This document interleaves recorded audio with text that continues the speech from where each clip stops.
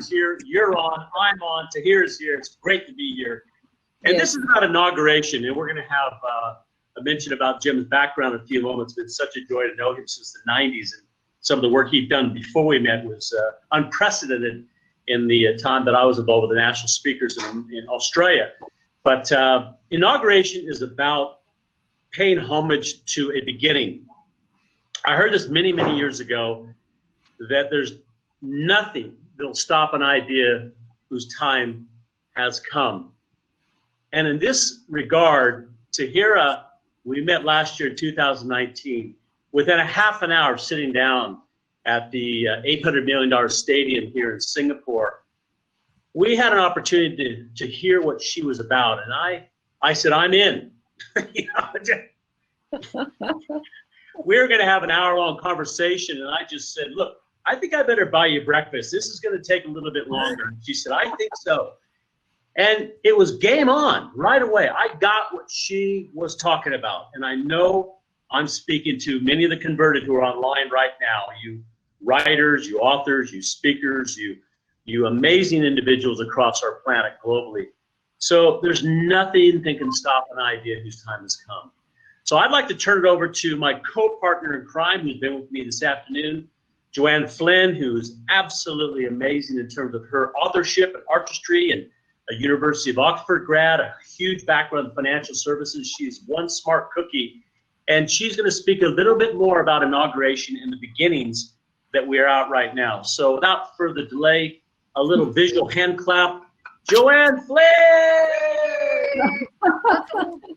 The whole virtual excitement thing. Okay, so inauguration. I'm going to go slightly geeky on people right now for a very, very practical reason. Words have power, and this is what we're here for, is the power of words and the power of who we are. So I'm going to really geek, and I'm going to roll us back 1,000 years, not just 1,000 years, actually 2,000 years. And the reason I'm actually going to admit that I'm doing this is that when I was a kid, I lived all over the world, and I had to learn foreign languages. Let me say, me and a foreign language, i.e. not one that I'd grown up hearing my mother and father speak, was not a raging success. In fact, the only subject I failed at school happened to be a modern language. So as any smart person does, I learned a language that no one could correct my pronunciation for, and that was Latin. Mm-hmm. So I learned Latin so that I didn't actually have to fail. It was an excellent reason. But the reason why I'm telling you this particular story here is I listen to words, and I go and I hear where they came from. What was their origin? And quite often in English, the origin will be Latin, and sometimes even further back, it will be Greek. And the word inaugural has a very powerful history, and that's what I want to bring in here, because this is the inauguration of the Golden Truth Award, Golden Door. Golden Door. The Golden Truth, the Golden Door. What? Both, okay. both happening. Both okay. happening. And the word inaugural means, in Latin is a word that means to come into, the same way we use it in English. Augur. Now the word augur is a very, very old word. It is the omen. It is the speaking of. And so if you think about who was the people that were creating the omens, who were the ones that were foretelling the future? And this, creating this and inaugurating the Golden Door Awards is very distinctly, as the inauguration event, about distinctly speaking the truth to foretell the future. And so with that, I simply want to say, Jim and Tahira, this inauguration is about where the two of you will take it next.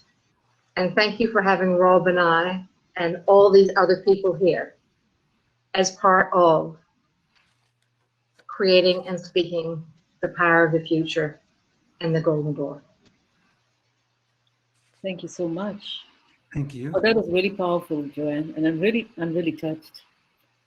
I didn't know you were going to say those things. You know, I'm really touched. Thank you so much. I feel honored, and I feel honored also, Jim, that you have agreed to be our guest of honor. I'll tell you one thing. I have never met Jim. In fact, I was supposed to meet him at one of the APSF meeting, but I couldn't make it because I was in the hospital with my dad all the time. But I messaged him. I said, I'm really sorry I couldn't be there to meet you. I heard you had a great performance. But I do have a sense, I didn't say this to him, but I said to myself, I do have a sense that this man really walks and talks truth and integrity. I had a sense of it. It was intuition. And like I said, I didn't know anything about him.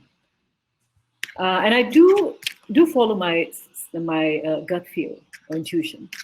So at first, at that time, it was supposed to be inaugurated in Singapore because it was before the pandemic. But somehow still I thought that he would be the right person just from that time.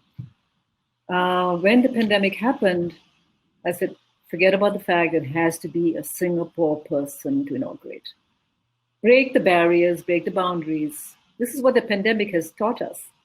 Actually, it has taught us that. Break barriers, break boundaries, break the perception. It doesn't have to be someone from Singapore just because we are incorporated from Singapore. That's considered normal. We're setting new ground. We're setting new ground. Golden Door is global. It is to the next level of ourselves, the way we write, the way we speak, and the way we act. It's the door. It's the entry to the next part. So I didn't really have to think about it too much. I didn't have to do any research on him, actually. I just read a little bit and I said, okay, actually, he's the one. I'm going to tell him, I'm inviting you. Jim, I'm inviting you. And I received such an enthusiastic response. Oh my goodness, such enthusiasm. It was like a 200-word letter, which is great. We should have passion and enthusiasm, not just say, okay, and you think that I'm just because you're someone important that you should be invited. No, I think the childlike passion and enthusiasm, no matter how famous you are, you should still be passionate and enthusiastic and humble and excited. Sometimes when you reach so high up, you think that you deserve to be this level, you deserve to be the VIP. I think, no, actually, it shouldn't be that case. We should always keep the childlike behavior and excitement in us all the time. So, so I'm really happy to have Jim here. And there's not much to need to be explained even because he knows, he's in sync with everything. I don't need to say much. He knows what Golden Door is about. Just like Joanne, you just know. I don't need to tell you much. You just understood. He's in sync. And Rob also, I know we had a 2-hour discussion, Rob, but you knew already. When you're in sync, it's just 1 or 2 words, the feeling, the sense, the connection is enough. It doesn't need to be a constant, persuasion. It doesn't need to be that. When you just meet a person online and then you just mention it and you just feel it and it's done. So that's how it is with all of us who are working together on this.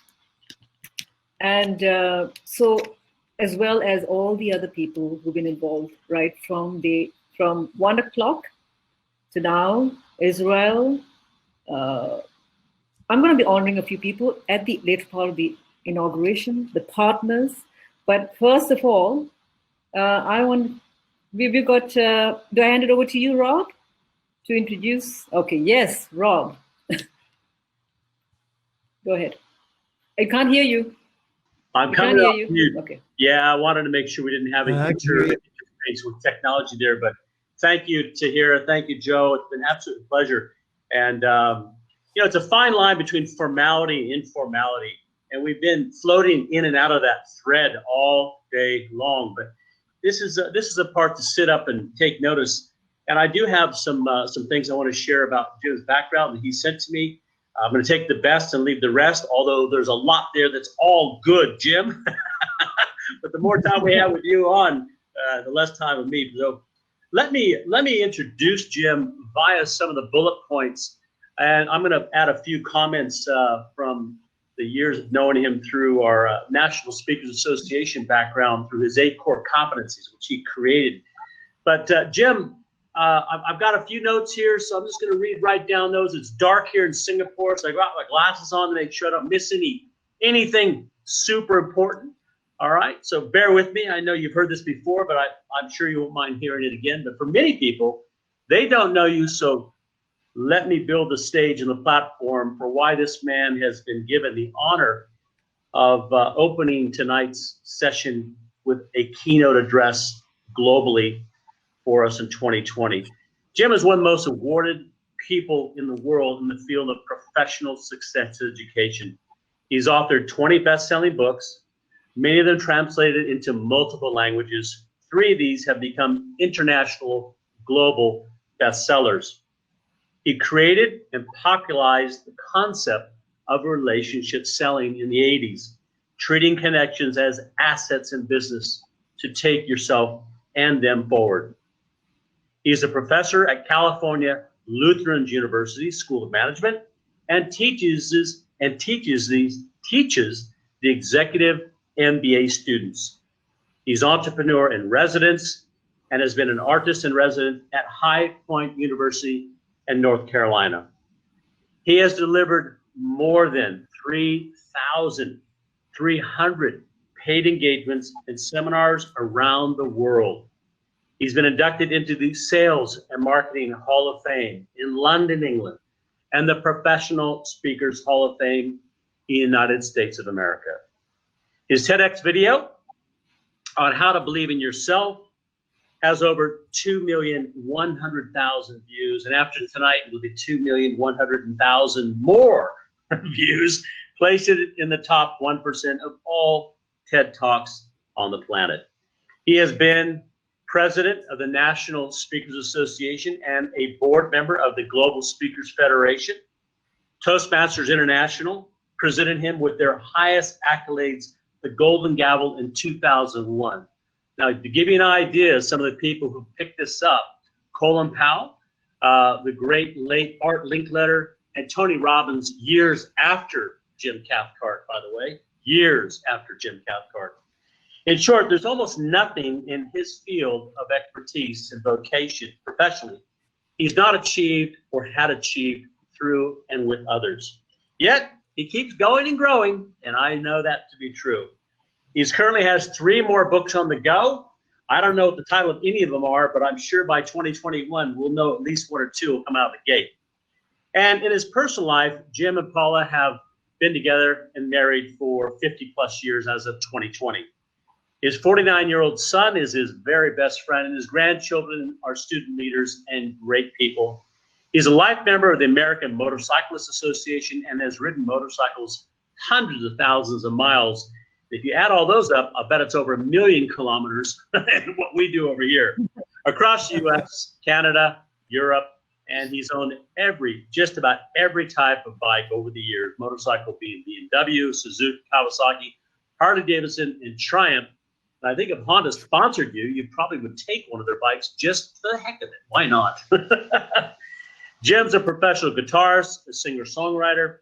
Since 2006, he and his wife Paula have performed hundreds and hundreds of times in nightclubs, wine bars, special events, festivals, house concerts, and major conventions. And tonight we're going to get that honor as well. He has toured in China, and almost everywhere he goes, he puts a musical spin on part of what he does. Now, if that wasn't already a lot, check this out. Check this out, you 30, 40, 50-year-olds. Check this out. To stay fit, he's been running mountains alone. And I've seen your videos on YouTube. I've seen where you've been running your mountains. Let me tell you, those are billy goat trails, pal. Those are pretty rugged. But since the 23rd of October, 2016, he has been doing 100 plus push-ups a day. Every day, never missing a beat. Now, I ran a calculator to that. That's nearly 140,000 push-ups in a row every day for the last 3 years. And I'll tell you what, you look fabulous, mate. Unbelievable. So at 73 years young, imagine what he can do once he really gets going. Now, 2 things I did not mention, 3 things actually, 4 things. Certified speaking professional, you were one of the very first to get those many, many years ago in the United States, before Australia was handing them out, before the PSA in Europe was handing them out, but really you were one of the very beginning. But there's another award that is not a commercial award. It is an award bestowed by your peers, amongst your peers who know you for who you are, what you do, and what you get done amongst that message that you put out there. And you are at the top of that. The Council of Peers Award of Excellence. The first time I heard about that was from your former neighbor and my mentor, Tom Hopkins, when he got his back in the 80s. And I know you got yours at the same time as one of my other mentors, Mr. Jim, bless his soul, Jim Rohn in Atlanta in 1986. And that is a big deal. I get goosebumps just thinking about that company. I would have loved to have been there. But another couple of awards that you've been given is the Cabot Award. And having known Cabot Award, Cabot himself in Phoenix, and having had his daughter Lee play guitar for our church in Scottsdale, Arizona, I had met Cabot out of the professional speakers arena. I met him at his home in his cardigan with his wife at his home, just sitting in a chair. And to meet him and to know the award that you got is a part of the legacy of national speakers being given to one individual once a year at their national convention. The Cabot Award is the Vince Lombardi Award in speaking. It really is. And I know you got it there someplace. So folks, I have been mentioning a number of things along the way so you understand that this man not only walks his talk, as Tony Robbins has said for many, many years, but he's gotten every award, both production-wise in the field and also personally from our peers and mates. So the last thing I want to say is, Jim, if it hadn't been for your 8 core competencies that you created in the 80s for us to learn as speakers, I don't think I would have ever been able to be on the track for CSP back in 97 to 2002.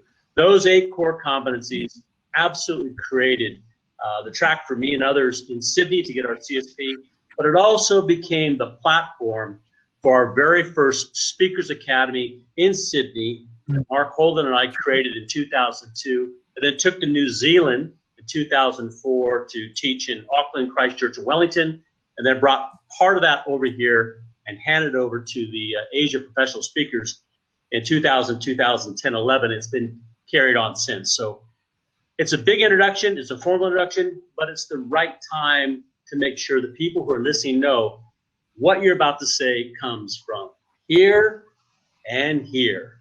So without further delay, on the screen, a big hand clap for Jim Cathcart. It's your time. Come on. Wow. Whoa, Rob, I tell you, that's over the top. I'm sitting here thinking, gosh, I'd better be really, really, really good to be worthy of such a fabulous introduction. Yes, sir. Thank you for that. And thank you, Tahira. I'm deeply grateful for this opportunity. And I'm also aware that with opportunity comes responsibility. There's a duty to do the right thing, to do some good, to make things better because you're a participant. And that I feel that responsibility today, and I feel it as a blessing as well. So thank you for that. I want to pose a question. What if everyone always told the truth? What would happen in the world if everyone always told the truth? Our world would be transformed overnight. We would suddenly find we have the need for very little insurance because we don't have to worry about things. We wouldn't need many attorneys because there wouldn't be a requirement for great legal documents to make sure that people did what they said they would do. We wouldn't have to double check things and wonder and have private investigators and everything else to assure us of things because we'd be able to rely on what was being said. When Paula and I were raising our son, Jim Jr., we made one thing absolutely non-negotiable, and that was you always tell the truth. And one time he told a fib, which is an English word for a small lie, to his mom, and she caught him at it. And she said to him, "Is this the kind of relationship you want?" And he started thinking about it for a moment, and he said, "No, no, no, no, no, no, no, no, no, I don't want to do." She says, "Okay, then always tell me the truth. Don't ever let me wonder whether you're telling me the truth or not." And Jim Jr. has become a person that I admire, and I of course, deeply love him. He's my son, but he's also my best friend, and he's 49 years old. I'm 73, soon to be 74. Well, how many parents can say that their adult child is their best friend? How many parents have such a relationship with their child that they can tell their intimate secrets, their deepest fears, their greatest feelings, and not worry about being judged or about changing the nature of the relationship or something like that? So I'm not telling you this because I want you to be impressed with me or my son. I'm telling you this to show you that I personally attempt to live the practices that I'll be talking about in the next several minutes that I have with you. And by the way, I want to make a special note. These are the Golden Door Awards, the Golden Door to Truth and Integrity. This is coincidentally, or maybe not so coincidental, but it's certainly synchronicity.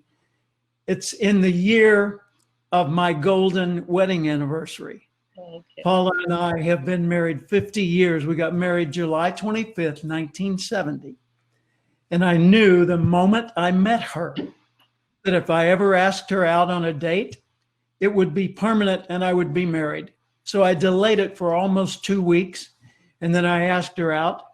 And on that first date, we went out to a ridge above a river valley in Arkansas, Little Rock, Arkansas, in the central southern USA.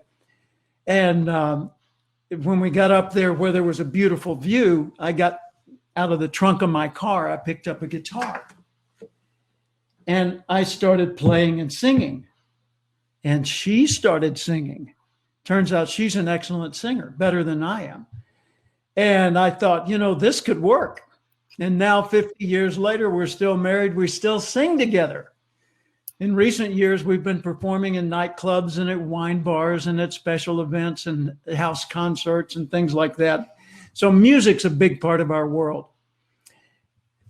But our world is based in truth to each other. I look back over my life and my career, and I find, when I'm thinking about truth and integrity, I think about the first job I got when I got married.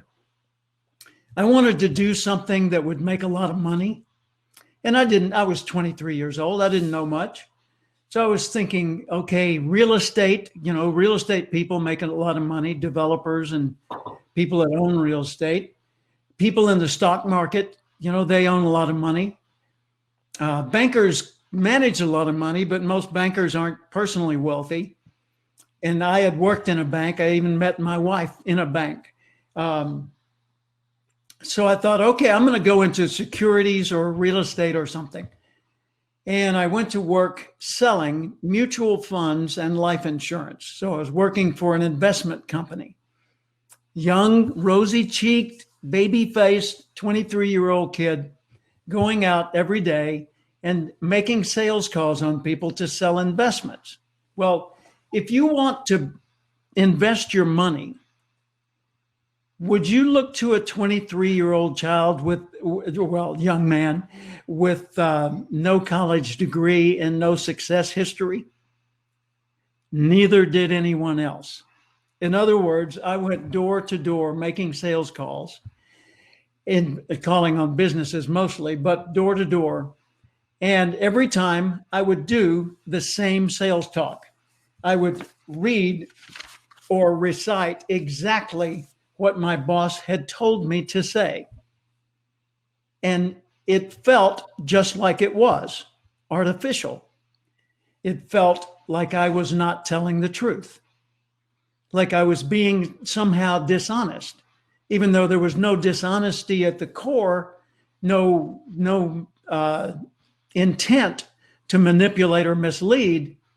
I still felt dishonest. And so I'd make these calls, and every time I would say, "Hi, I'm Jim Cathcart with IDS. Have you ever heard of IDS?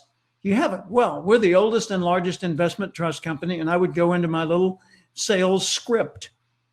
And if they had heard of IDS, I'd say, "Well, as you know, we're the oldest and largest investment trust company." And I would say the same exact things.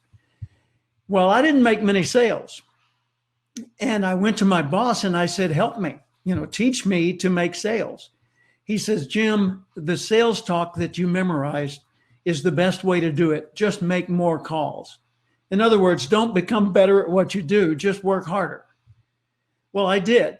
And I made a few more sales, but not many. And finally, I said, "I'm not making enough money to pay my bills. I have to do something else." So I went on to another job and another job and another job. Now, what was the reason I left? At the core of it, it was because what I was required to do on the job every day was to not tell the truth. So the truth was, I didn't know what I was selling. I didn't understand my products.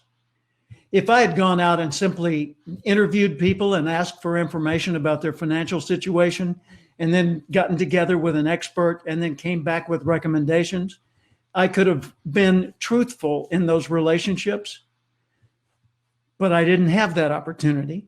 And so I was not operating from integrity. There was a part of me that didn't fit with the other parts, and I could feel it inside. And it showed up in subtle ways in my on-the-job behavior. Another time in my young career, I was a bill collector. Now, look at this face. Imagine this face at 22 years old. 22 years old, I looked much younger than I was. And I was not big, strong, menacing in any way. In other words, I didn't look like a threat to anybody. And what I was doing for a living was repossessing logging trucks in the mountains of northern Arkansas. 22-year-old kid going out every day, tracking down people who had not made their payments and getting either the payment or getting the truck back.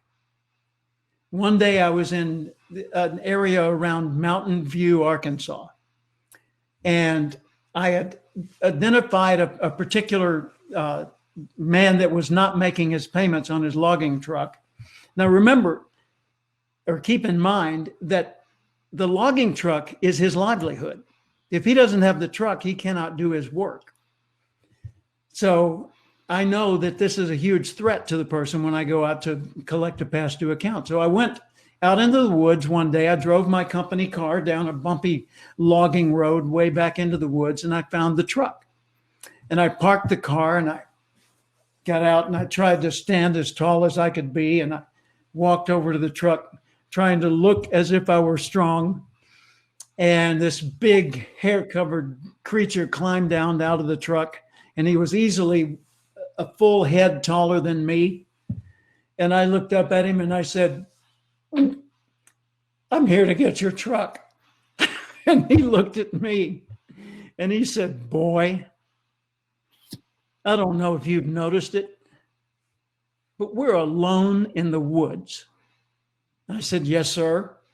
And he said, "And you're going to take my truck?" "I don't think so." I said, "No, sir, I'm not going to take your truck." Now, the reason I'm telling you this story is I want you to notice the difference between a traditional approach to collecting a past due bill and a truthful approach to dealing with a past due account. I said, "No, sir, I'm not here to take your truck. I'm here because you haven't made your payments and the company requires me to come out here." And he said, "Well, if you try to take my truck, somebody's going to die." And I said, I am happy to leave. I just need you to know that I'm the last nice guy they're going to send. After me, the sheriff will come with guns and they will forcibly take your truck. And the man that particular day said to me, well, what are my alternatives? And I said, well, do you have the money to make your payments? He said, no. I said, okay, can you make a partial payment? He said, no.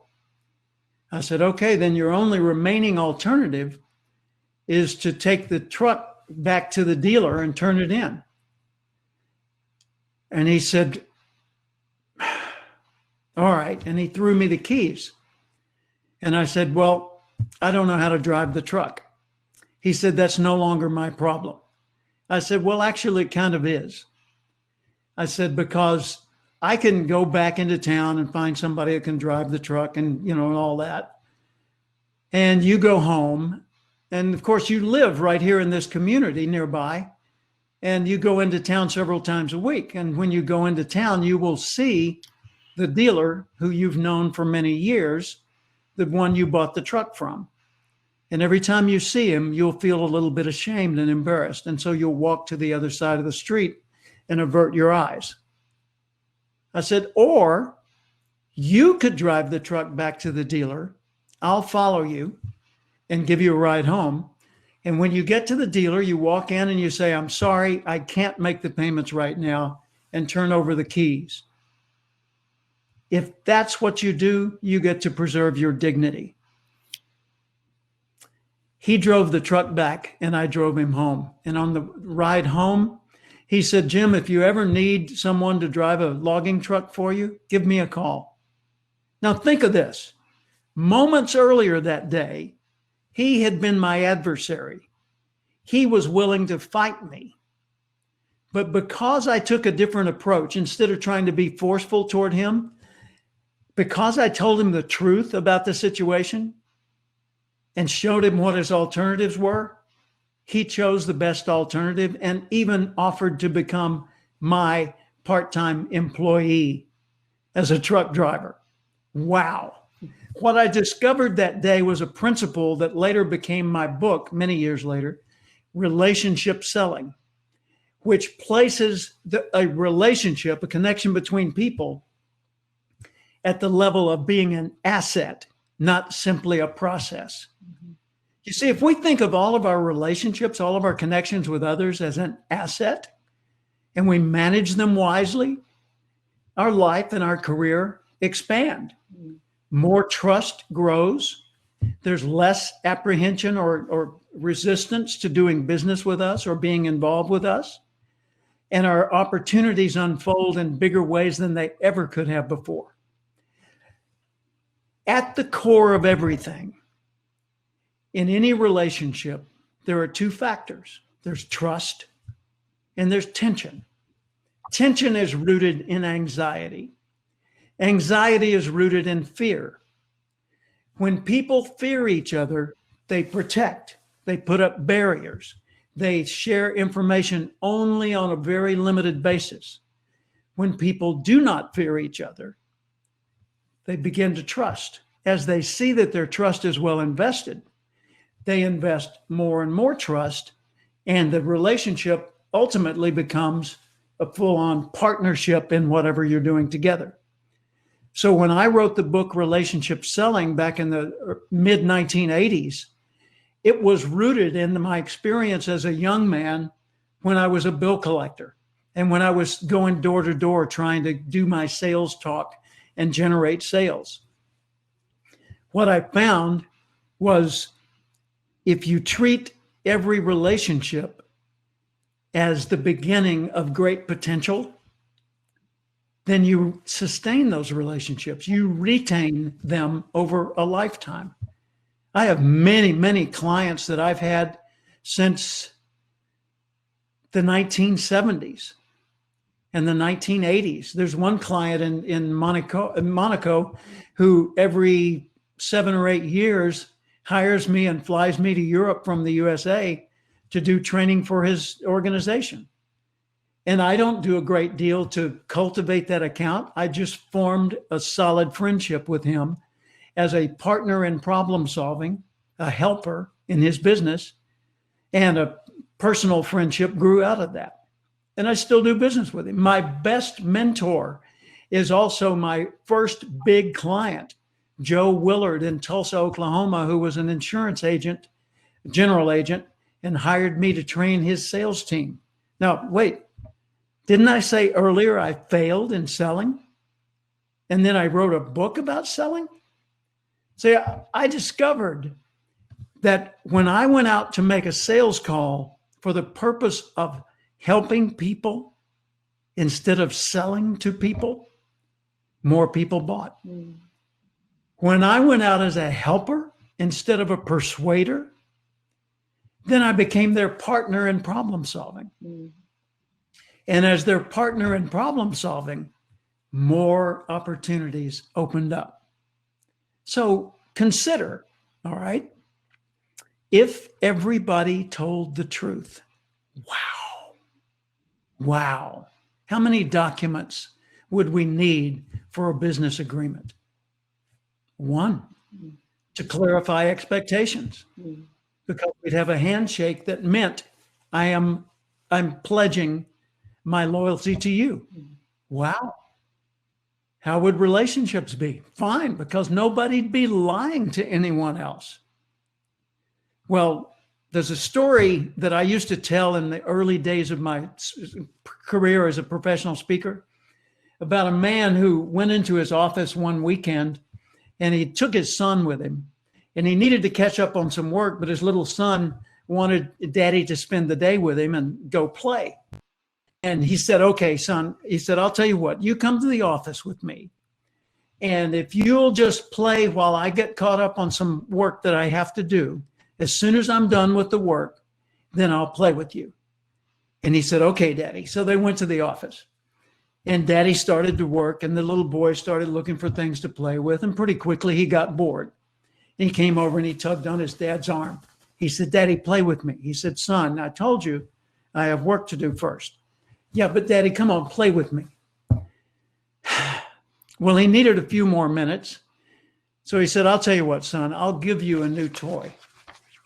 And he picked up a magazine. And the magazine had inside it a picture of the earth. And dad took that picture, folded it up, and tore it in tiny little pieces. And he gave it to his son. And he said, son, this is a puzzle. It's a map of the world. Now I want you to give me a few minutes to catch up on my work. So you go over there and put this map of the world back together. Here's a roll of tape. You can tape it together when you get it laid out right. And the little boy said, okay, daddy. And he went on over across the room, began to play. Dad continued to work. Pretty soon, here's his son. Okay, daddy, play with me. He said, son, I told you, do the puzzle first. He said, I did it. Already? Yeah. How did you do it so quickly? Well, just put it where it went. He said, well, but you don't know what the world looks like. He said, no, but there was a picture of some people on the back, a man and a woman. And I figured if I got the man and the woman right, the world would come together just as it should. Whoa. You see, we can change the world. You can change the world. Probably not the entire world, but you can change your world. You can change your world this morning, this evening, this afternoon, today. You can change your world this week. See, it only takes, everything starts with one idea, one concept, the Golden Door, one event, the inaugural Golden Door Awards. Wow. It only takes one to begin the biggest undertaking in history. You can change the world. You may not have a great deal of influence yet, But as you grow as a person, as you get the person right, you'll make the world more right. So I'm in a position of enormous responsibility and blessings / opportunities. Because I've been so successful as a speaker and an author and a trainer, I'm given positions like this one to influence other people. Well, in December, I went to Malaysia. I went to Penang, and I was staying at a resort there and conducting a training program. And in the evenings, we would all pile on a bus and go into town. We went into Georgetown, a fishing village, and we would have dinner and we would go through the shops and we would, do the things tourists do in Georgetown. Well, we were walking through there, and as we walked along the street, I was in a t-shirt and jeans and walking along with my students and friends. And as we were walking along, I noticed there was a beggar who was sitting on the ground, leaning up against a post, and he had on a ragged t-shirt and his pants were a little bit ragged. And I noticed as I looked at his pants, he had one artificial leg. So one of his legs was a machine and the other one was his natural leg. And he was sitting there leaning back against this post, playing a guitar. And he had a lot of paper in front of him where he had transcribed the words to songs in his own handwriting. And that was his sheet music, so to speak. And he was singing songs in hopes of gaining tips. And some people gave tips, but most people walked right on by him. Well, as you know, I play guitar and sing, so I'm always drawn to music. And as we came to him, I stopped and I put a tip in his hat. And he smiled and said, thank you, and continued to sing the song he was singing. At the end of his song, I thanked him. He could speak English. That was helpful to me. And I thanked him and I told him I enjoyed his song. And I asked him if he knew any American songs. He said, yes, I do. And he started rustling through his paper looking for a song. And my friends that I was walking with all stopped to watch my interaction with this young man. His name was Halif.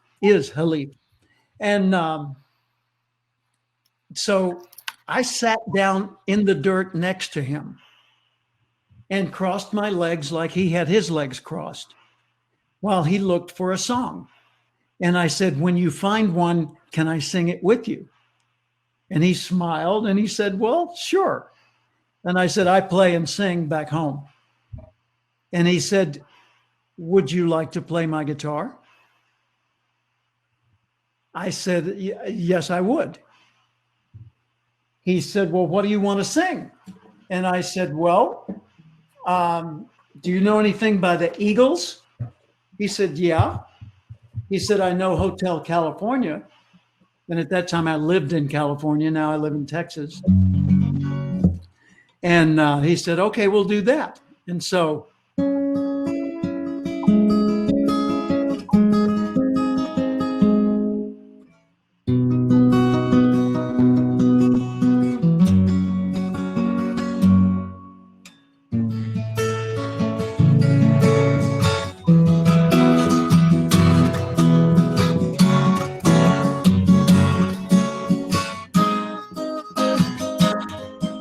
began to sing on a dark desert highway, cool wind in my hair, warm smell of colitas rising up through the air. Up ahead in the distance, saw the shimmering light. My head grew heavy and my eyes grew dim. Had to rest for the night. Welcome to the Hotel California. Such a lovely place, such a lovely place. So we did that song together. And then we had our photograph taken with me on the ground with my arm around him and him holding the guitar and both of us doing the thumbs up signal. And he got lots of tips. And we got a big round of applause because quite a little crowd had gathered. And then I thanked him and I got up and left. What got me most was not that I'd had a wonderful experience with Khalif and all that, but as we're walking away, the people with me said, "How could you do that? How could I do what? How could you get down in the dirt with that beggar?" I said, "Beggar?" I said, "I was just sitting on the ground playing music with a fellow musician." They said, "Whoa." Because my mindset toward him was based in truth, not in judgment. Mm-hmm. I wasn't looking at him as a lesser person. I mean, certainly his circumstances were much more challenging than mine, but he's another human being. He doesn't have the same abilities I do. He has many unique things about him that don't apply to me. But we shared a moment of just pure, clean joy without either of us caring where the other came from, what our religion was, what our politics were, what our gender was, our sexual preference, our religion, our, go on naming the thing that all of us use to separate ourselves from other people. It's just another person. Earlier that year, I'd taken a Yangtze River cruise, and not taken a cruise, but I was teaching on a cruise. And so I was in China with a group of about, 40 people or so. And on the river cruise during the day, I would do seminars in the morning, and then we would take a shore excursion in the afternoon, a tour, usually of a temple or someplace like that. And one day we had gone out to the temple and we were coming back to the boat. And as you come back to a cruise ship, you'll always go through a number of street vendors, all the local artisans, all the local people with crafts and products to sell are gathered along that path to sell things to the tourists. And that's both a good thing because there are things that are great to buy, and it's annoying because they're always getting in your way. But I enjoy the process. So I was walking through there with my manager, I guess you could call her, a woman named Fiona, who handled all the details for my speaking tour. And we were talking and I saw a beggar. And much like Khalif, this beggar had a problem with his legs, but his legs were gnarled. It was obvious that he had never walked in his life because his legs wouldn't support that. And he was probably 30, 40 years old, but looked much more old than that because he was so weathered and worn. And he was sitting there in a leather,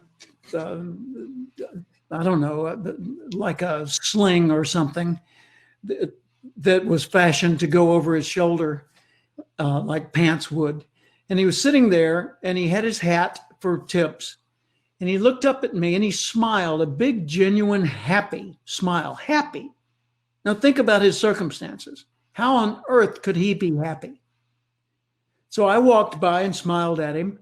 And after a couple of steps, I stopped and I said, "Wait a minute, Fiona." And I went back and I put a tip, 100 RMB note in his hat. And later, Fiona said that was a lot of money. I said, "Well, $18 US, that's a lot of money to him, but not a lot of money to me. And that's the point." And, but I didn't go back to give him a tip. I went back, I squatted down to where I was on his level. And I reached out and I shook hands with him. Now, he didn't speak English and I didn't speak Chinese, but I just wanted to make a direct person-to-person connection with him. And so I did this thank you gesture from the chest outward with your hand. I said, "Thank you." I don't know what I was thanking him for, I guess for his smile, but I just wanted to do that and then shake his hand. And later, I went on my way. So it was a nice moment and I went on my way. But later that day, I was giving a speech. And during my speech, I told that story. And all of a sudden, the audience gasped. And I said, what? They said, look at the screen behind you. And I looked at the slide on the screen and I saw the photograph. Are you able to show that, Tahira? The photograph of me with the beggar? Did you actually send it to me? Because I must have sent it. Don't worry about it. If it's not in the system, then don't worry about it. Okay. But the photograph was on the screen. And I said, let's stop for a moment. I said, what's going on here? Two human beings are sharing a moment of greeting without judgment, without expectations, simply sharing some joy. Every one of you in this audience, I was saying to them, and I'm saying this to you as well, everyone in this audience is capable of doing that kind of a human kindness every single day. In little ways and big ways, we can change the world and make it so much more pleasant for everyone. I want to share with you a song as I conclude. This one kind of captures the spirit of truth and integrity and applies it in a way that reminds us that we can make the world a better place. I could just sit around making music all day long. As long as I got my music, ain't gonna do nobody no wrong.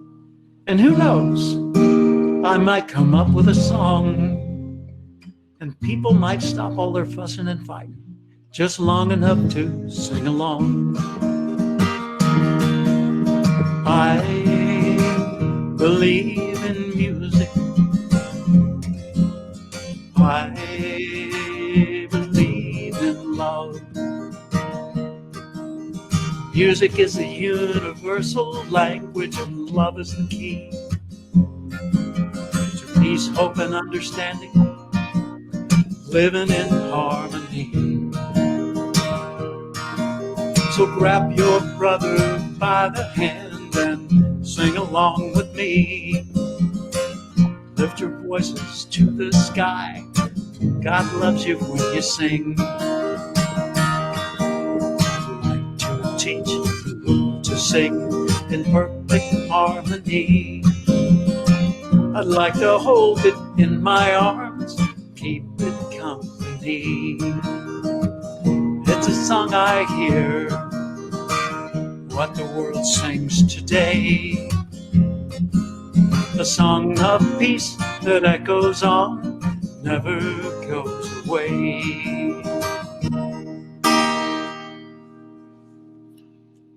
Thank you. It was beautiful. Very beautiful. Thank you. My pleasure and my privilege. And I really appreciate this opportunity. Uplifted the audience with vision and song. Thank you. Yes. And I'm so overwhelmed and touched that that you put your heart in this. Yes, because this is what it's all about. There are many things that we pursue in life, but we don't put our heart in it.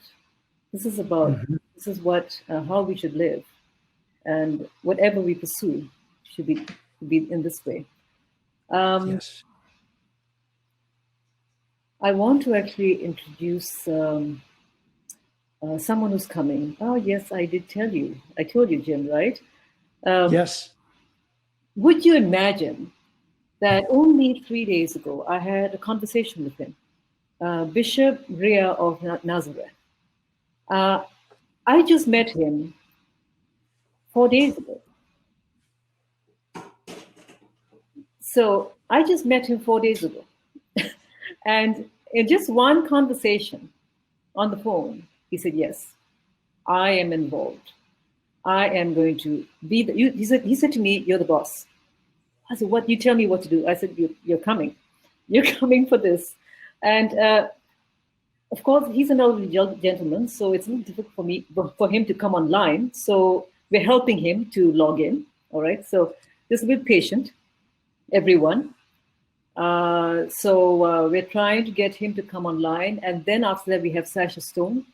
But while we wait for him, since we have everyone here, I want to to thank the partners and the people who have been supporting this journey. It's been a bit of a long one to launch this because we were stopped by the pandemic, and it has been, well, prolonged for a while.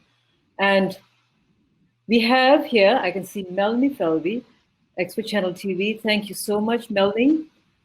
Melanie had done more than 20 interviews with our team, our participants, sorry, and with our team. I want to actually bring all to honor these people just for 1 minute to say something. Okay, but 3 or 4 of them. Melanie Falvey, please access request, just make one statement, 1 minute. And authentic business. Israel Oylamadi and Ruchwa, the founder. Send request. I want you to come up and just make one statement, 1 minute, because they have been in this journey with me for a year. Can you imagine that? A year. Praying together with me. Praying together. And saying that we're going to get through this. We're going to make it happen. We believe in this. These are business partners. That's real partnership. Okay, Melanie, I'm going to bring you in. Melanie Falvey, Expert Channel TV, I just met her in September. And what investment of time she put in to interview all our participants. And Israel Oylamadi and Ruchwa, please can you come in? And Ruchwa. Yes, you're looking a little bit more decent now, Andrew. I know, I've turned my hair back. Okay, thank you. I don't want to miss anyone. Bogdan. But Bogdan is so exhausted because it's US time. He's gone to sleep now, but of hop into a month and a half of configurations, and he's been day and night. He's going to be day and night managing this. Jim, your video is off, but I think. Melanie, I don't see you. Okay, all right. So, I don't know whether I missed anyone. Carrie Phipps, please. Interviewing also. Carrie Phipps helped us in the beginning to do all the interviews. Where are you, Carrie Phipps? And she's been encouraging me all the way. There were times when, I'll tell you honestly, I just was tired, just tired. But Carrie would say, Tahira, keep going. It's going to be great. It's going to be great. Where are you, Carrie? There we are. It's a formidable team of people from all across the world. Yeah. And I hope I haven't missed anyone. There's still more people. The designers, the branding, the brand that we create. Okay, so now I want each of you to say something and how you feel, how you feel, and I hope that this will be a beginning of a beautiful friendship and partnership. This is just the first year. Then we will continue rolling on. Okay, Melanie. Okay, so thank you.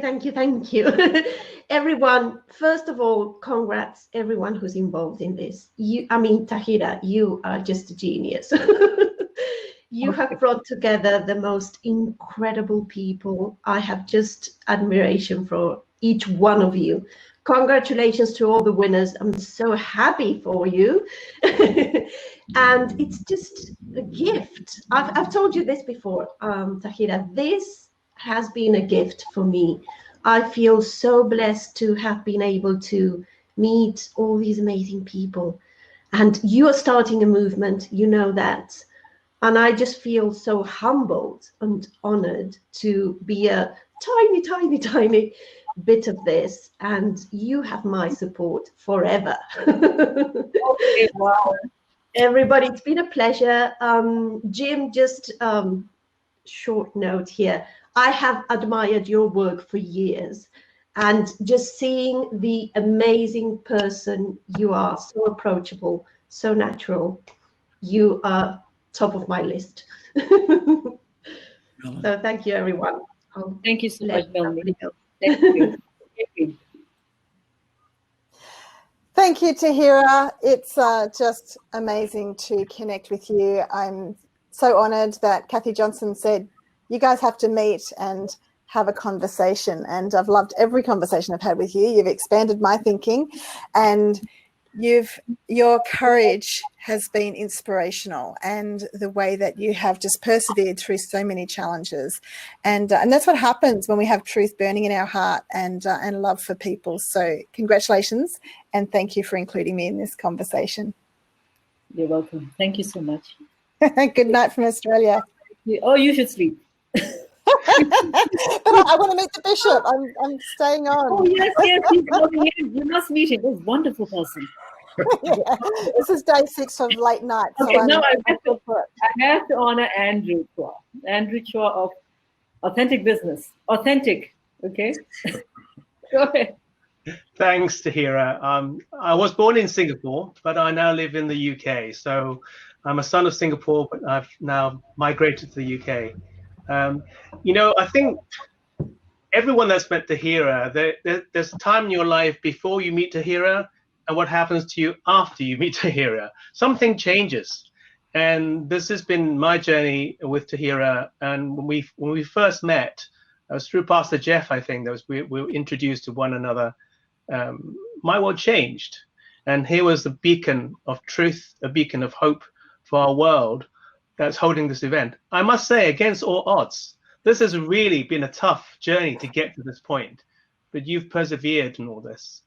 And as I come into this, these 3 days, I have this image of truth being given wings. It feels like something is about to take off, and truth also looking to land. There are 2 things going on. One is the truth is about to take off.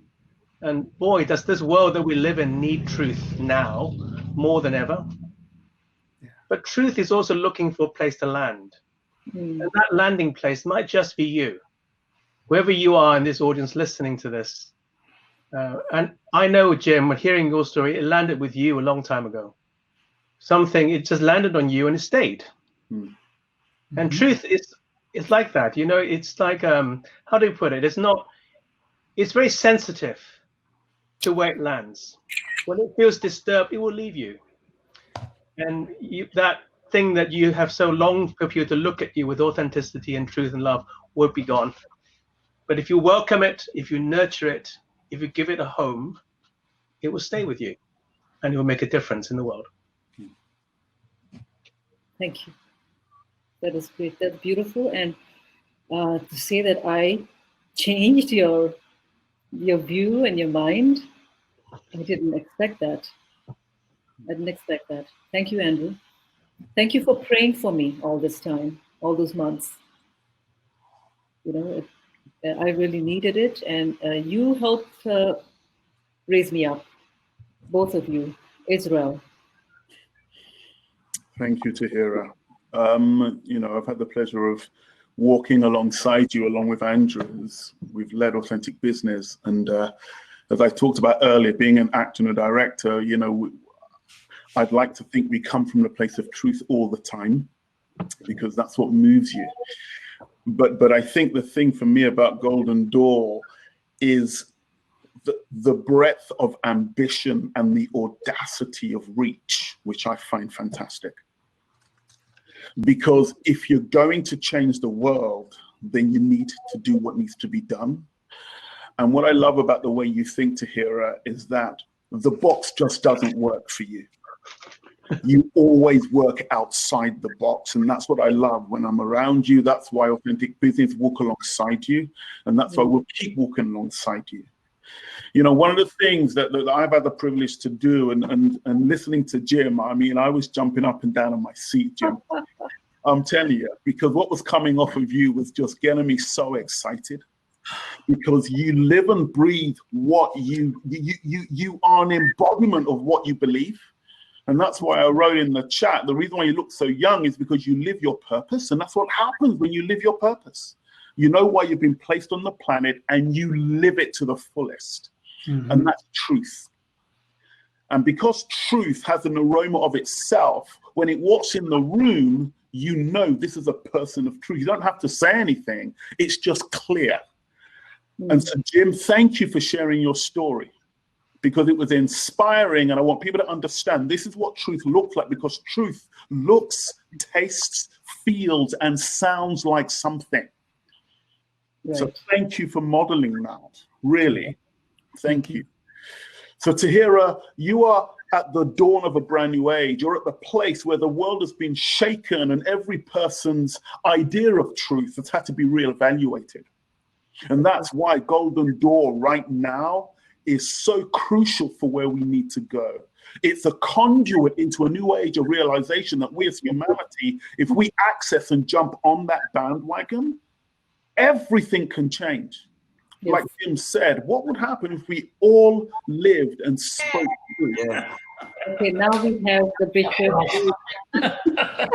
You just arrived. Beautiful timing, right? Beautiful timing. Okay. Hello. Hello. Hello. You just surprised us. I just got in. You just I was looking for you. Well. A lot of people want to. Yeah. So good. I'm glad that you're here. How are you doing? Thank you. Now I'm managing. Okay. All right. Glad. Okay. I actually invited Sacha Stone. He's coming at 9:30. For 15 minutes, he's going to say a few words. And I would like you to share a few words also for a few minutes. I just realized I want to honor keynote if Binu Balan is here, but you can come after Binu Balan. Bishop Riah, I am pleased to introduce you to the guest of honor, Jim Cathcart. He's based in Texas, USA. And yes, and our Golden Doors collaboration partners, Authentic Business and Richard. He's also in the UK, Israel Olamade in the UK. They have been walking the path with me to set up Golden Door, this is Inauguration. Kerry Phipps in Australia, who assisted with the interviews. Melanie Falvey in Spain, Madrid. We're quite international. And also, the judges, Dr. Kival is somewhere, and Rob Salisbury, you haven't met them, Joanne Flynn. We had an amazing award just now, and I want you to meet with them also. So, it's a pleasure to have you. It's a pleasure to have you here. Please share a few words. You. Yes, please share a few words. The audience would love to know you and what you believe. How do you feel about this initiative? And thank you. Thank you very much indeed. I mean, normally before we say a few words, we greet people, and we greet you from the city of the Annunciation, from Nazareth, with salam, with peace. And I hope that at least where you are in Singapore or in different parts of the world, you're enjoying some kind of quiet. Whereas in the Middle East, it hasn't been quiet for the last almost 10 years now. Anyhow, but I'm very pleased and honored, Tahira, for inviting me to the inauguration of your golden book. The moment you sent the Golden Door, I mean, you brought to mind the Golden Gate, which is one of 8 gates in the wall, surrounding the wall of Jerusalem these days. It's unfortunate that the Golden Gate is not opened. It's blocked for any to enter through, and whether the Jewish tradition, or the Christian or the Muslim. The three monotheistic traditions believe that the door will be opened only at the end of times, when Jesus, the Messiah, the Al-Mahdi, will pass through it, as it were. And when you said the golden door, I said, I'm glad that this door of yours is not to be rocked. I think this event of inauguration is meant for the door to be opened for people who are truth seekers, those who are committed to bringing out the truth to the international community over issues that to many they are not real. They are not real, I mean. And people, especially the powerful in the world, have used their means and some of them their evil ways to mislead people into things that are not real, telling the stories that are not true, and either bringing people to fear or people even to doubt and suspect their neighbors, suspect the people around. It's unfortunate. That's why I'm happy to know that here a person with a number of friends around, trying to bring truth to the world, not only in Singapore, but also here in the Middle East, in the United States, and in Europe, in different parts of the world. And truth, as you have said, I tried to learn a little more about your work. It relates to integrity, people to be honest about what they're trying to say or what they're trying to do, which is badly needed in the times in which we live in. Being what I am, a servant of the church, but also who served in socio-political life for the last, I don't know how many years. I led a political party of Arab Jewish membership, and we tried to communicate with the truth about the reality of a situation on this side or of that side, trying to find a midway to bring about peace and reconciliation among the conflicting parties, and not only in the so-called Holy Land, but throughout the Middle East, which is not an easy task, and it is welcome. It's not welcome. People don't want you to be straightforward when you address such delicate issues, and that's why I say I'm happy to be part in this, and I believe we will have more to share when we meet on Monday.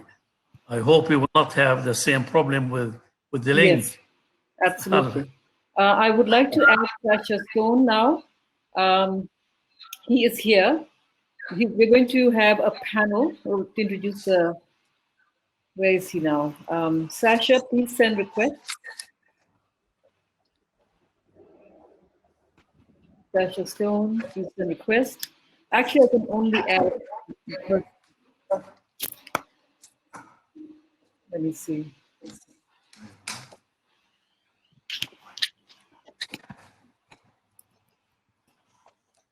Sacha Stone. Okay, so I can't see. We have to wait for him to come by.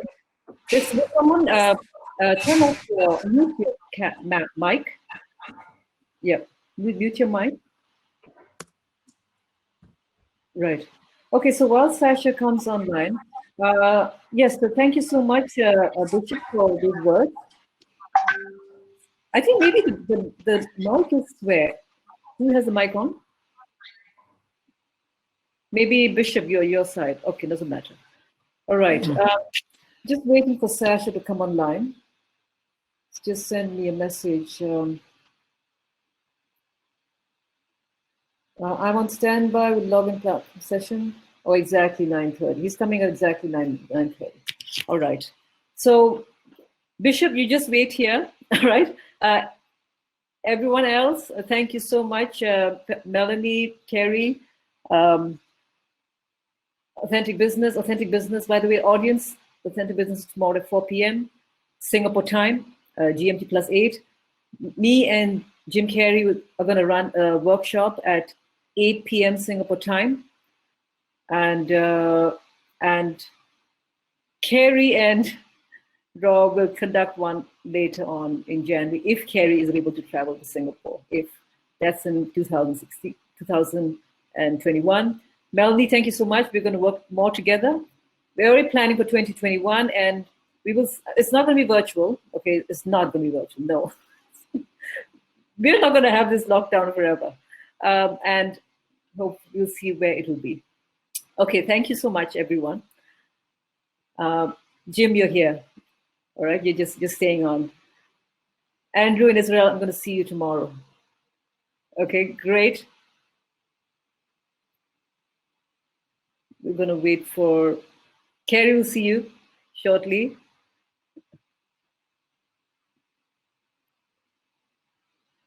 Okay, all right. So now we are going to wait for Sacha Stone, and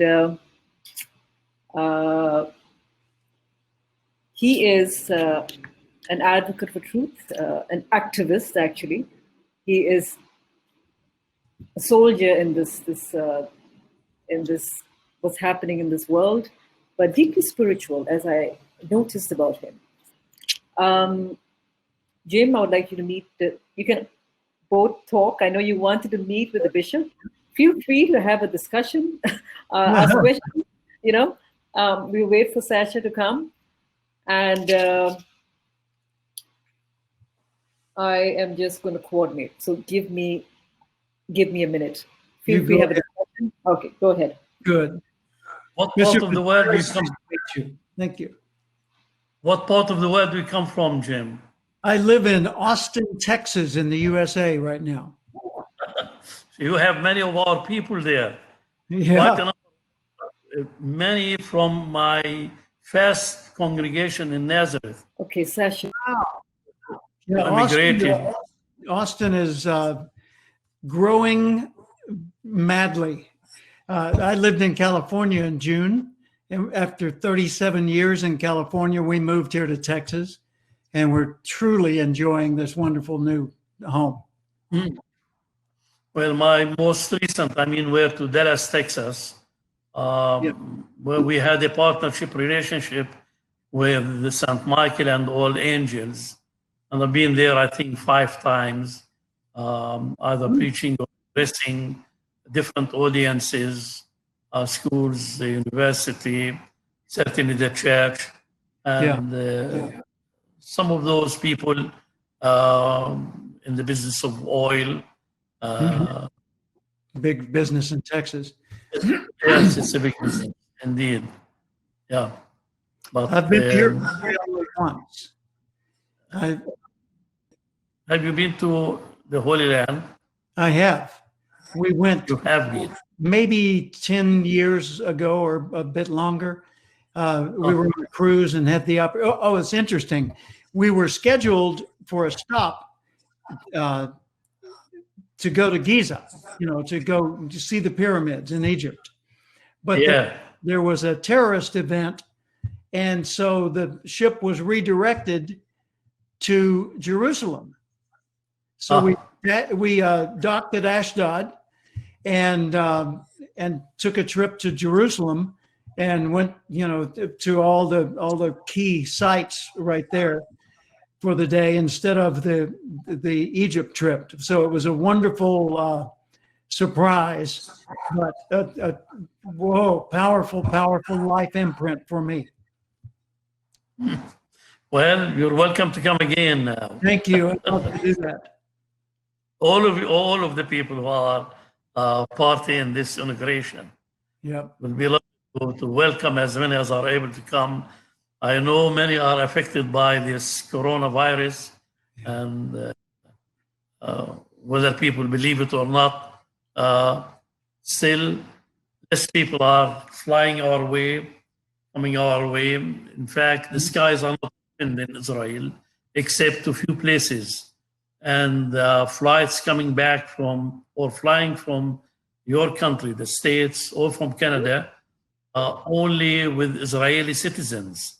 Unless people are non-citizens. no. Yet. Unless people are on some official visit. Otherwise, those flights are meant to bring back Israeli citizens who wish to come back and join their families. The same is true with England, with France, with Italy. Wow. I think there are only 3 places to which we can fly if we want to go for holiday, either Greece or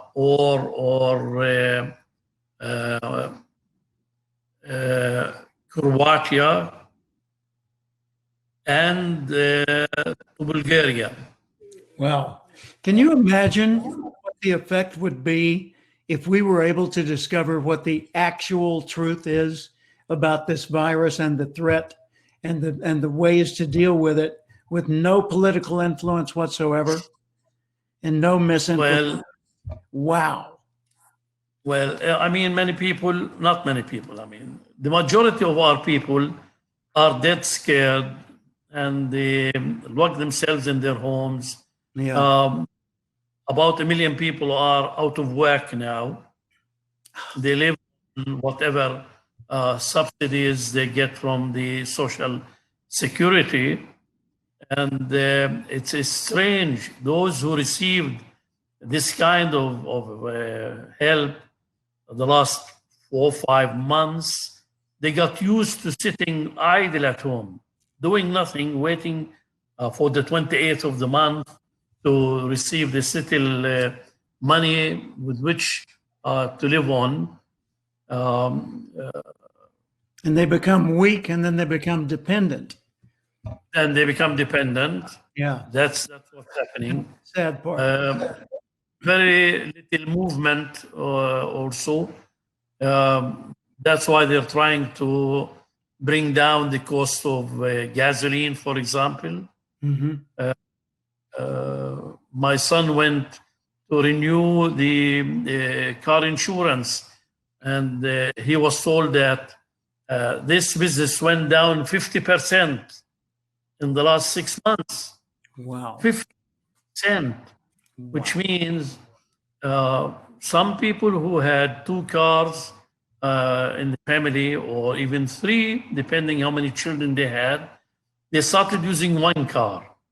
And that the business of car insurances to 50% to what it used to be. Except for the use of now the electricity because of the heat. I don't know what kind of climate you have where you are in Singapore. I mean, where you are now in Austin. Yeah. It's been hot recently, and it's cooling now. Yep. We have reached 42 degrees centigrade, which is not easy. It's not easy. We've been up to, I think, 106 this season, but only a day or so. Yeah. This last week was very bad. Mm-hmm. You can't switch off the air conditioning systems at home or at the office. And certainly to many, this is an extra expense. Mm-hmm. Those with stipends, I mean, can afford it. Live on Social Security, find it difficult. They have to. A number of businesses have had to close down. Mm-hmm. Yeah, I don't think people have thought, the people in positions of power, some of them know exactly what they're doing, and some of them do not have good intentions. But I think many of them have not thought through the effect of these decisions. Because when you shut down the world economy, it's not like when you stop watching a movie or reading a book, you come back to where you were and begin again. No, because there's a ripple effect that goes for a long, long distance. And if people go without income, then the people that they owe debts to go without income. And so if I can't pay rent, then the person who owns the house that I rent, they go without income. If they go without income, they're not able to pay the cleaners or the grocers or the gasoline, and it just keeps going and going. And then when people are cloistered and afraid for an extended period of time, then that tends to feed upon itself and the fears grow and people become suspicious of others. And, we need openness, at least in communication like this, even if we can't have openness in our economy or our society yet. Vital that we touch each other and listen, Still looking for Sacha. He is actually here. Sacha, please request access. I don't know what happened to my system. I'm back now. Waiting for Sacha. Sacha, please send access. Bishop, how did you know how to send access? Did someone explain to you? Well, I tried, and Tatiana tried with me. And both of us failed. We could not. Then this grandson of mine came. I called him. Yes. They do better with modern technology. The universal answer. Give it to a grandchild. This is once you reach, somebody said, once you become a bishop, you stop working. You ask people to work, which is not true. I've been busy with all sorts of things, but two things I hardly do. People typing in Hebrew and Arabic, for example, I don't. I ask assistants to do this work and prepare, mark down and correct, etc., etc. When it comes to English, it is much easier. I do bits of it, but also I have someone. So what Sacha? That's why Sacha just coming online. I want to call in Rob and Joanne because I want to say goodbye to them and thank them. Rob and Joanne, can you please come up for 1 minute as before Sacha comes in? Rob and Joanne, are you there? Before Sacha comes in. Hi. There's Rob. Oh, there's Rob. Hi. Okay, so it's the miracles of technology. Right, I was logged out. I don't ask what happened. Thank you so much, Rob, for doing an outstanding job. You add a wonderful life and joy to this whole experience. We are not over yet. Of course, tomorrow, Joanne is running a workshop at 1 p.m. right? 1 p.m. Doing business is it business with integrity? Yes. Yes. We have. I believe that we could do good and do business at the same time. Of course. 1 o'clock Singapore time. Please join her. Please join her, everyone. Okay. If you're in Australia, have a good rest wherever you are. Okay, I know Tony has gone to sleep. He's in New Zealand. 4 hours ahead. Tahira, can I just say it's been such an honor. It's been such an honor. Been such an honor to listen to the bishop. But I also want to say thank you, Jim. I am in awe of what you've done for us in Australia and New Zealand, and of course Singapore. And we look forward to having you back soon, and whatever we can do to get you across the Pacific over here with you and your lovely wife. But thank you for just being Jim Cathcart, the man. We love you. We really do. Okay. And I want to say thank you all for what you are doing to create a better world. And now Sacha has arrived. We will do the great exit. All right. See you. Bye. Bye. Bye. Bye, Rob. Thank you so much. And welcome, Sacha. Hi, Tahira. I apologize. We had problems with our browser here in Bali. Hi, Bishop Riah. Good to see you there. Welcome, Hey, Sacha. Hello, Jim. Good to meet you. Thank Jim you. Cathcart is based in the US. He's a prominent speaker, author of multiple books, sales expert, truth advocate. When I was just introduced to Jim, I had not even met him in person, but I knew that he should be the guest of honor. Same for you, Sacha. When Amelia introduced, of course, I know who you are from all you've been speaking about, but I also sense you're a deeply spiritual person, and you carry that with authenticity. Because there are a lot of truth activists out there. They may not carry that, but you do. It's important to see what the foundation of what we're holding up. So welcome. And there are a couple of people in this audience who are excited who actually stayed up all night. I thought the New Zealanders who had gone to bed, actually they have stayed on 4 hours ahead. So they stayed on because they knew you were going to be here. And that's very kind. Yes, and Bishop Riah is also here. So there's going to be a panel. There's going to be a panel on Monday at 4:10 p.m. Singapore time, Bali time. We are going to have the Bishop, Sacha, and one more person you're going to bring in, right? We're still deciding. Is it Dawn Alexander? Yes, Dawn Alexander, and I think Vanita Patel we invited as well. Okay, great. And that we are going to talk about a little bit about information and governance. We haven't specifically mentioned what title it is, but it'll be around that area. Sacha, introduce yourself to the audience. Happy to. Thank you very much for inviting me. I'm very happy to be here. It's late night in Bali and a beautiful evening in Indonesia during this extraordinary planetary lockdown. I am the founder of, I'm a reformed shock poet and rock and roll musician. So let me be clear about that.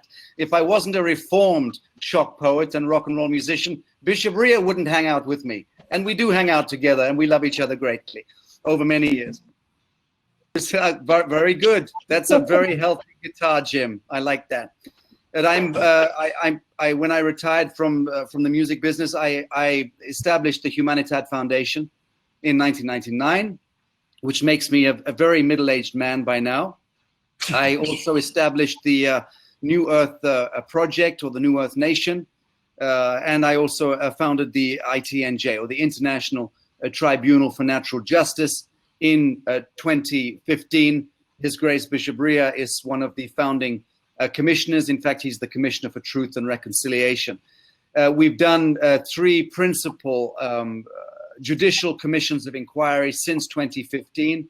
The first one in Westminster, London in 2018 was the Judicial Commission of Inquiry into Human Trafficking and Child Sex Abuse, which has done a tremendous amount. So I am informed by various governments and intelligence agencies to expose that subject to the eyes of the world. Of course, now it's becoming a subject which is entering into the mainframe. Finally, after centuries of being hidden, a dirty secret in our civilization, human trafficking, modern slavery, pedophilia, and so on. That Judicial Commission of Inquiry moved on to we did a Judicial Commission of Inquiry into weaponization of the biosphere, which we launched last year in Asia with multiple dignitaries, kings, sultans from around the world attending. Very successful inquiry looking into the weaponization of biosphere, meaning to say the way in which our world is being desecrated through corporate interests, through imperial corporate hegemony. We're talking about the desecration of the living soil, of the oceans, of the air, with the mutant frequencies, which are now killing all living systems. We are a world at war with ourselves. And it is the corporate interest, the dead fiction aspect of who we are. The governments, the corporations, many good people trapped in bad systems, in companies, in corporations, in multinationals, in governments. But there is a conspiracy of ignorance which is causing the desecration of all living systems. That is what the Judicial Commission into Weaponization of the Biosphere is about. It's undergoing still that commission. We've more recently conducted 3 months, nearly 4 months of Judicial Commission of Inquiry into the COVID corona pantomime. I will use that word to this enlightened audience. We all have an opinion on what's going on. I'm only concerned about the truth, not the opinions. But that hearings have received the testimonies from many of the world's preeminent leading figures, including Robert Kennedy, who opened our recent World Health Sovereignty Summit a few weeks ago. We have many of the world's leading medical scientists, economists, social ecologists participating in this inquiry into corona and COVID. It is a catastrophic failure of the planetary social, economic, and social ecological welfare. Very important stuff. We've also done a Judicial Commission of Inquiry into financial irregularities in London. So that explains or describes some of the work that we've done. Right now, the World Health Sovereignty Summit is another platform that we've created in order to raise attention to the pressing need for a reclamation of mind, body, and soul of humankind from the iron grip of Big Brother, multinational corporations out of control, multilateral institutions out of control, and governments themselves in the grip, the vice grip of central banking vested interests, which put profit over people. That essentially describes the work that we're doing in this world to remediate the distinction between the living and the dead. I care not a jot for governments or for cultures or for faiths for that matter. I care about the living men and women of the living soil. And that should be our overarching concern at this time in 2020. Thank you very much for inviting me here. Thank you so much. And to the audience, please join us. We will go much more into this. This is on Monday. And very pleased to have you here, Sacha. It was just a short message, I know, but a very powerful one. And yeah, exactly what we need to do is start looking at the living soul, rather than all these titles, all these layers. Yes, thank you so much. Yes, I think the audience are saying that they're excited to join us on Monday. Jim actually wanted to join us on Monday, but it's very hard for him because of the time zone. But I wanted to introduce you to Jim Cathcart. He is a very, very honorable person, very honorable, and he's been supporting this initiative. When I shared with him, it was about 6-7 months ago, more than that, he came onto it immediately. Sacha, we've been working on this since 2 years, and we just launched this year. It's the right time. This idea came up 2018 in September. And this is a milestone, and I hope that we establish also a collaboration with the organization. This has been an extremely international event today. Yeah. If you had come earlier, you'll be amazed the kind of people we've had and what we talked about. We had, I was really amazed that we had ministers, member of parliament from Singapore, who were actually in sync. They would be in sync with what you just said. And that is a big step forward, because that would not have been the case a few years ago, or even a few months ago. It's very different now. So Okay, so I want to say thank you to everyone. It's kind of late now. We're reaching to the close at 10 o'clock. Thank you, Jim, for joining me. Thank you, Bishop. Thank you, Sacha. We've all just met recently, but it's going to be, I think it's going to be great bonding and friendship. And see you on Monday. See you all. Bye. Thank Bye-bye. you. Thank you, everyone, for joining us. Thank you. Okay. Thank you. Bye. Bye-bye. Bye. Bless you. See you. Bless you. Okay. Thank you. Adios. Adios. Okay. Thank you. Thank you. Salam. Bye. Bye. Salam. Bye. Salam. Okay.